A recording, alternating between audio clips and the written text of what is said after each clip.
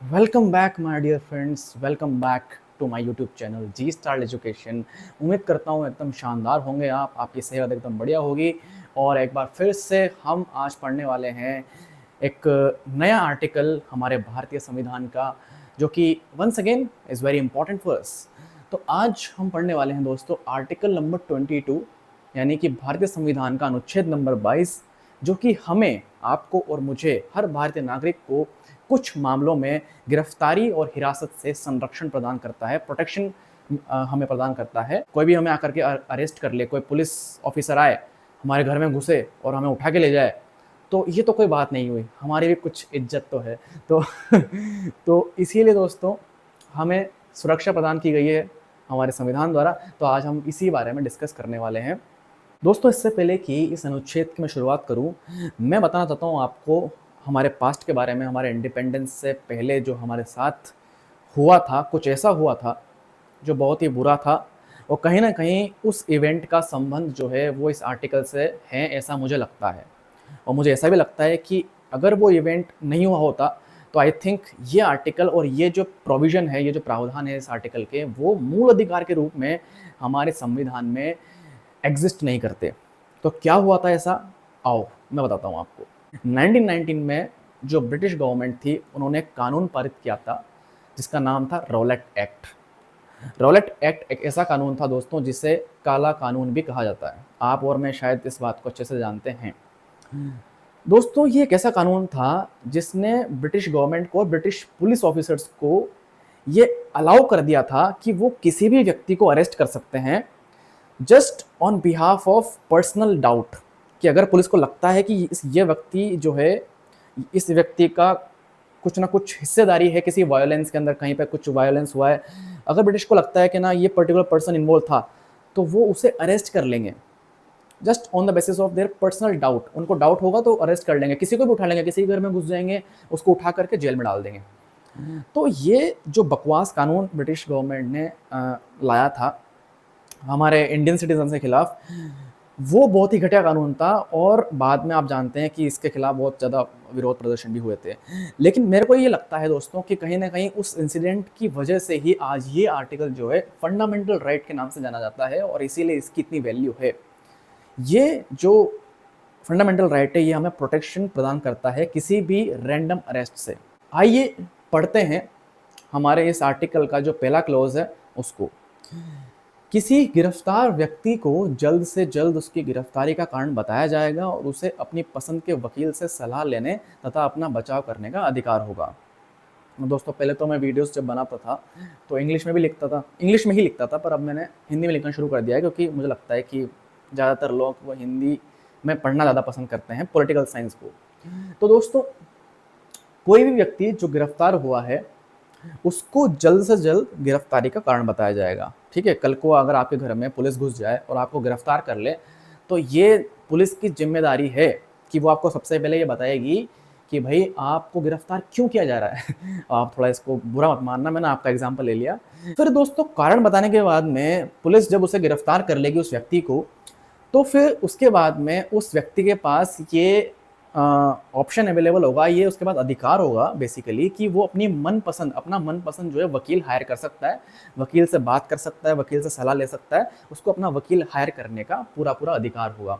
तो यही बात यहाँ पे लिखी हुई है कि कोई भी गिरफ्तार व्यक्ति जो है उसे जल्द से जल्द उसकी गिरफ्तारी का कारण बताया जाएगा और उसे अपनी पसंद के वकील से सलाह लेने तथा अपना बचाव करने का पूरा अधिकार होगा। आर्टिकल नंबर 22 का क्लॉज नंबर 2 यानी कि खंड नंबर 2, गिरफ्तार व्यक्ति को गिरफ्तारी के 24 घंटे के अंदर मजिस्ट्रेट के सामने पेश करना होगा, यात्रा का समय छोड़कर, और मजिस्ट्रेट की अनुमति के बिना 24 घंटों से अधिक हिरासत में नहीं रखा जा सकता। यहाँ पर पे समझने में तो आपको लग रहा होगा ना, हाँ ठीक है समझ में आ गया, लेकिन कुछ ऐसी बातें हैं जो मैं आपको समझाना चाहता हूँ कि गिरफ्तार करने के बाद में उस व्यक्ति को, जिसको गिरफ्तार किया गया है, उसे 24 घंटे के भीतर जो है मजिस्ट्रेट, यानी कि जो डिस्ट्रिक्ट कोर्ट होता है पास में, जो डिस्ट्रिक्ट में जो कोर्ट होगा वहाँ पर जो जज बैठा हुआ है उसके सामने ले जाया जाएगा। और इस ड्यूरेशन में, मतलब पुलिस जब व्यक्ति को गिरफ्तार कर लेगी उसके विदिन 24 आवर्स मजिस्ट्रेट के सामने पहुंचाना होगा, और फिर मजिस्ट्रेट की अनुमति के बिना जो है उस व्यक्ति को 24 घंटे से ज़्यादा देर तक हिरासत में नहीं रखा जाएगा। सबसे पहले दोस्तों मैं आपको एक डाउट क्लियर करना चाहता हूँ, क्योंकि मुझे ऐसा लगता है कि कुछ लोग कंफ्यूज हो सकते हैं इस 24 आवर्स वाली चीज़ के अंदर। देखो दोस्तों, यात्रा का समय छोड़कर मतलब क्या? जब मान लो कोई व्यक्ति है जिसका नाम है सुंदर, सुंदर नाम है उसका, जो जेठालाल का साला था ना सुंदर, मान लो वही है। अब मान लो पुलिस ने सुंदरलाल को गिरफ्तार किया। अब दोस्तों सुंदरलाल को गिरफ्तार करने के बाद में जब पुलिस सुंदरलाल को कोर्ट लेके जाएगी, तो वहां पर पे कोर्ट में चेक किया जाएगा कि जब पुलिस ने सुंदरलाल को गिरफ्तार किया, गिरफ्तार करते ही, गिरफ्तार करने के ठीक बाद, तब से लेकर के जब सुंदरलाल कोर्ट में पहुंचा तब कितना समय लगा टोटल, ठीक है, गिरफ्तारी से लेकर के कोर्ट में पहुंचा सुंदरलाल, इस बीच में कितना समय लगा, और इस टोटल समय में से जो यात्रा का समय है ना दोस्तों, मान लो 1 घंटा लगा यात्रा में, तो 1 घंटा जो है माइनस कर दिया जाएगा, और फिर जो समय बचेगा ना दोस्तों, ये समय 24 घंटे से ज्यादा का नहीं होना चाहिए। ये है इसका मतलब। दोस्तों इसी बात को अगर दूसरे तरीके से बोलूं तो पुलिस जो है किसी व्यक्ति को अपनी गिरफ्त में केवल 24 घंटे तक ही रख सकती है। उसके बाद में पुलिस को अपने पुलिस स्टेशन से उस व्यक्ति को लेकर निकलना होगा कोर्ट के लिए। ये थी बात इस 24 घंटे वाले सीन की। इसके अलावा दोस्तों फिर उसके बाद में जब कोर्ट में प्रोसीडिंग चलेगी तो फिर वहाँ पर मजिस्ट्रेट साहब बताएंगे कि भाई सुंदरलाल का क्या करना है, इसको आगे गिरफ्तारी इनकी जारी रखनी है या नहीं रखनी है। यानी कि मजिस्ट्रेट की अनुमति के बिना 24 घंटों से अधिक हिरासत में नहीं रखा जा सकता है सुंदरलाल जी को। ठीक है, तो ये था मतलब इस पूरे आर्टिकल का। अब दोस्तों एक बात जो मैं आपको बताना भूल गया वो ये थी कि ये आर्टिकल 22 के तहत जो अधिकार प्राप्त हैं वो भारत के नागरिक को और किसी विदेशी व्यक्ति को भी प्राप्त है। ठीक है, अगर आप आर्टिकल को पढ़ेंगे ध्यान से तो उसमें लिखा हुआ है कि किसी व्यक्ति को, तो भारतीय नागरिक और कोई विदेशी नागरिक अगर भारत में है तो उसे आर्टिकल 22 के तहत प्रोटेक्शन प्राप्त होगा किसी भी आर्बिट्ररी अरेस्ट से। लेकिन दोस्तों ये खंड कहता है कि खंड 1 और खंड 2 की बात, हमने जो बातें पढ़ी इसके पहले, वो बातें जो है दो व्यक्तियों पे, दो प्रकार के व्यक्तियों पर लागू नहीं होगी, शत्रु देश का नागरिक या फिर निवारक निरोध के तहत गिरफ्तार व्यक्ति। सबसे पहले बात करते हैं शत्रु देश का नागरिक कौन। शत्रु देश का नागरिक मतलब अगर भारत का किसी देश के साथ युद्ध चल रहा है या फिर किसी देश के साथ उसके रिश्ते अच्छे नहीं है और वो देश जो है भारत का एक तरह से शत्रु है, दुश्मन है, एनिमी है। उसका सबसे अच्छा एग्जाम्पल है दोस्तों हमारा पड़ोसी पाकिस्तान। तो पाकिस्तान जो है वो हमारा दुश्मन देश है। ठीक है, तो अगर पाकिस्तान के किसी नागरिक को भारत में अगर पुलिस गिरफ्तार करती है तो उस व्यक्ति को जो हमने अधिकार पढ़े थे खंड 1 और 2 के अंदर, वो अधिकार प्राप्त नहीं होंगे। अब दोस्तों बात तो बिल्कुल सही है, हमारा जो शत्रु देश है, हमारा जो एनिमी कंट्री है, अगर उसका कोई व्यक्ति भारत में है और पुलिस उसे पकड़ती है किसी कारण से, किसी डाउट से, अगर पुलिस को शक होता है कि नहीं व्यक्ति कुछ गड़बड़ है, तो उस व्यक्ति को ऐसे अधिकार नहीं मिलने चाहिए, क्योंकि हो सकता है वो व्यक्ति जो भारत में रह रहा है, हमारे शत्रु देश का, वो भारत के खिलाफ कोई साजिश रच रहा हो। तो इस प्रकार से दोस्तों हम कह सकते हैं कि शत्रु देश के नागरिक जो है उनको ये अधिकार प्राप्त नहीं होना चाहिए और नहीं होते हैं। अब बात कर लेते हैं दूसरे टाइप के व्यक्तियों के बारे में जिनको भी ये अधिकार प्राप्त नहीं होता है। ठीक है, आर्टिकल 22 के तहत। अब दोस्तों निवारक निरोध क्या होता है? Preventive detention. What is preventive detention? Let's discuss. अब दोस्तों समझने के लिए मैं एक एग्जांपल लेता हूँ। जरा अज्यूम कीजिए, इमेजिन कीजिए, एक कॉलोनी है, एक इलाका है जहाँ पर पे 2 धर्म के लोग रहते हैं एक साथ। अब दोस्तों वहाँ से हर साल, वहाँ पर पे हर साल जो है एक पर्टिकुलर समुदाय जो है, जो एक विशेष धर्म है, वो एक त्यौहार मनाता है उस इलाके के अंदर और वहाँ से एक जुलूस निकालता है। अब हुआ यह था दोस्तों, पिछले साल क्या हुआ, पिछले साल ऐसा हुआ उस इलाके में जब वो जुलूस निकल रहा था तो एक व्यक्ति था जिसका नाम मान लो बाबू भैया। ठीक है, तो बाबू भैया नाम का जो व्यक्ति था उसने कुछ ऐसा किया जिसकी वजह से दोनों धर्मों के लोग आपस में लड़ गए, उनके बीच में दंगा हो गया, हालात बिगड़ गए, पब्लिक सेफ्टी खतरे में आ गई, पब्लिक पीस खतरे में आ गया, सार्वजनिक शांति भंग हो गई। तो दोस्तों जब इस साल वो जुलूस निकलेगा, जब इस साल उस धर्म के लोग उस त्योहार को मनाएंगे, जुलूस निकालेंगे, तो पुलिस जो है वो पहले से ही प्लान तैयार रखेगी और पहले से ही उस जुलूस के निकलने से पहले ही, उस तारीख के आने से पहले ही, जिस दिन वो जुलूस निकलने वाला है उसके पहले ही उस बाबू भैया नाम के व्यक्ति को पकड़ लेगी, गिरफ्तार कर लेगी, ताकि इन फ्यूचर जब वो त्योहार मनाया जाएगा, जब वो जुलूस निकलेगा, तो फिर से दंगा नहीं हो जैसा पिछले साल हुआ था, और सार्वजनिक शांति और सेफ्टी जो है वो बनी रहे। तो दोस्तों, जब पुलिस किसी व्यक्ति को इस प्रकार से इन फ्यूचर कोई अपराध वो व्यक्ति नहीं कर दे, इस आशा से उस व्यक्ति को पहले से गिरफ्तार कर लेती है, तो इस प्रकार की जो गिरफ्तारी होती है उसे बोलते हैं प्रिवेंटिव डिटेंशन, यानी कि निवारक निरोध। तो ऐसे व्यक्तियों को भी आर्टिकल 22 के क्लॉज नंबर 1 और 2 के तहत जो मूल अधिकार दिए गए हैं, जो प्रोटेक्शन मिलता है, वो नहीं मिलेगा। तो आइए दोस्तों, अब बात कर लेते हैं इस आर्टिकल के क्लॉज नंबर 4 की। किसी व्यक्ति को निवारक निरोध में 3 महीने से अधिक हिरासत में नहीं रखा जा सकता जब तक कि एक सलाहकार बोर्ड ऐसा करने की राय न दे दे। यानी कि दोस्तों, जैसा कि मैंने आपको समझाया निवारक निरोध का प्रावधान क्या होता है और निवारक निरोध क्या चीज़ होती है, तो 3 महीने की जो अवधि है दोस्तों, वो डिसाइड की गई है हमारे कॉन्स्टिट्यूशन के अंदर कि किसी व्यक्ति को अगर पुलिस प्रिवेंटिव डिटेंशन के तहत गिरफ्तार करती है तो 3 महीने तक रख सकती है। उसके बाद में अगर गिरफ्तारी आगे बढ़ानी है तो उसके लिए क्या प्रावधान है? उसके लिए एक सलाहकार बोर्ड का निर्माण किया जाएगा, एक एडवाइजरी बॉडी का निर्माण किया जाएगा, और वो एडवाइजरी बॉडी ये डिसाइड करेगी, ये डिसीजन देगी कि आगे उस व्यक्ति की गिरफ्तारी बढ़ानी है या नहीं बढ़ानी है 3 महीने से अधिक। ठीक है, तो 3 महीने की जो है वो तो अपर लिमिट है कि 3 महीने तक पुलिस गिरफ्तार कर सकती है, लेकिन उसके बाद में और गिरफ्तारी आगे बढ़ानी है तो उसके लिए एडवाइजरी बॉडी की सलाह जरूरी है।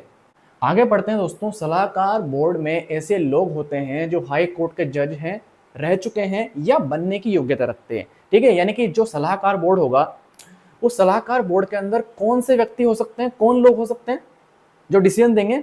वो या तो हाई कोर्ट के जज हैं या रह चुके हैं पास्ट में, यानी कि रिटायर्ड जज, या फिर बनने की योग्यता रखते हैं, एलिजिबल है बनने के लिए। ठीक है दोस्तों, बशर्ते हिरासत की अवधि संसद द्वारा निर्धारित अधिकतम अवधि से ज्यादा की नहीं होगी।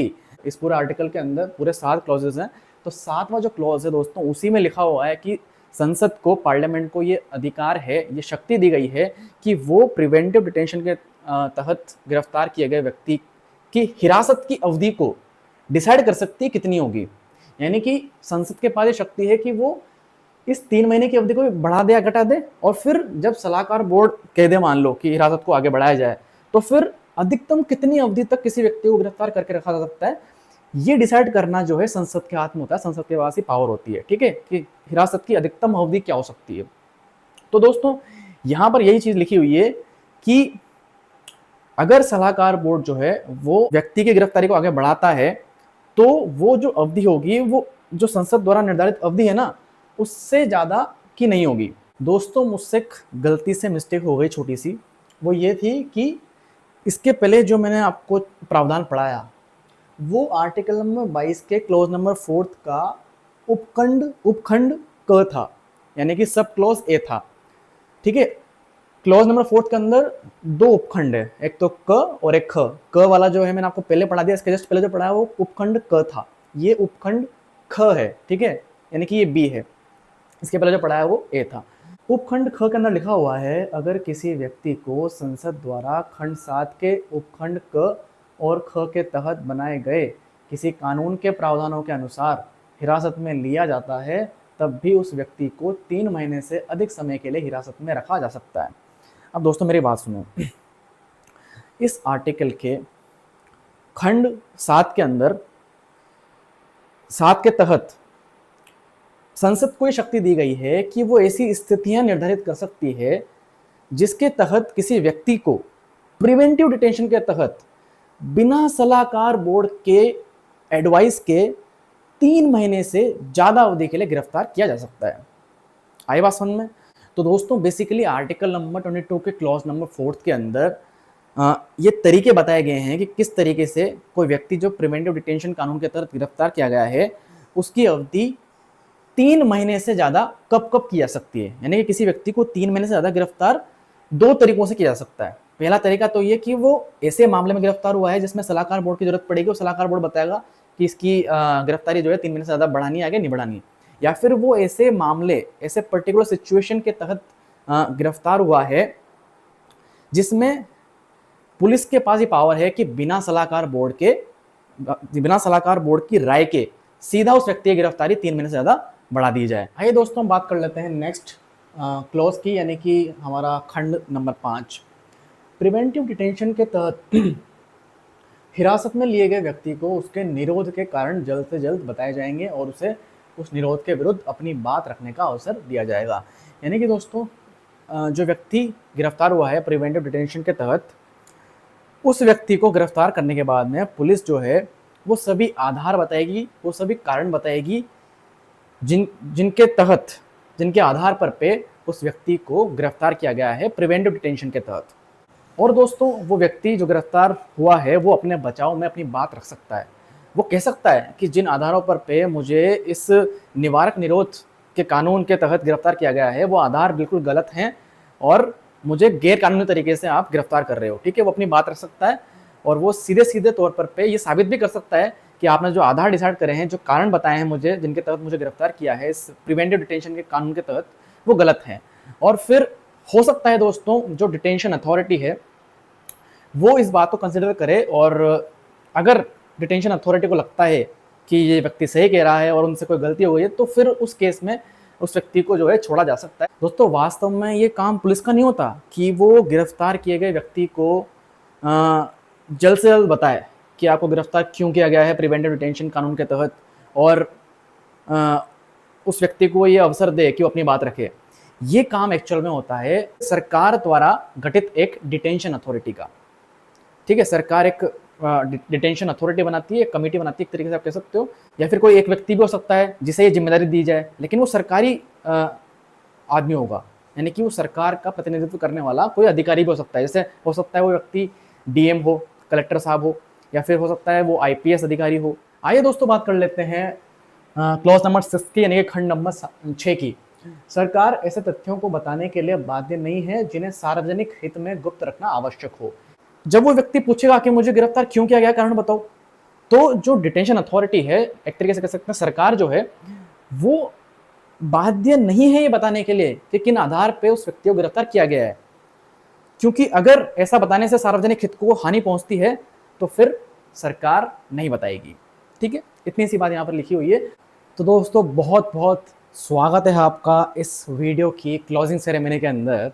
और क्लोजिंग सेरेमनी में हम बात करने वाले हैं इस आर्टिकल के लास्ट क्लॉज की, यानी कि लास्ट खंड की, जो कि हमारा 7वां खंड है। ठीक है, संसद कानून बनाकर यह तय कर सकती है।